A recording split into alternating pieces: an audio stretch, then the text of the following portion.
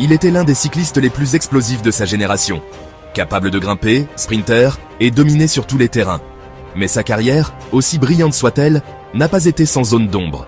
Voici l'histoire d'Alberto Contador, surnommé El Pistolero. Né en 1982 à Madrid, Alberto Contador découvre le cyclisme dès l'adolescence. Très vite, son talent éclate. En 2003, il passe professionnel.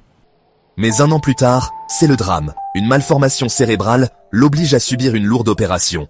Il reviendra plus fort que jamais. En 2007, il remporte son premier Tour de France. À seulement 24 ans, il entre dans la cour des grands. Rapide, tactique, imprévisible, il devient l'un des leaders du peloton mondial. Mais en 2010, un contrôle positif au clenbuterol vient entacher sa légende. Contador se défend, il parle d'une contamination alimentaire. Après de longs mois de procédure, le verdict tombe. Il est suspendu 2 ans et perd sa victoire du Tour 2010. Le cyclisme, une fois de plus, est rattrapé par ses vieux démons. Et Contador rejoint la liste des champions marqués par le doute. Mais Alberto Contador n'abandonne jamais. Il revient et continue d'offrir du spectacle. Au Giro, à la Vuelta, dans l'école mythique des Alpes et des Pyrénées. Son panache, sa rage d'attaquer, son style unique, tout cela le rend inoubliable.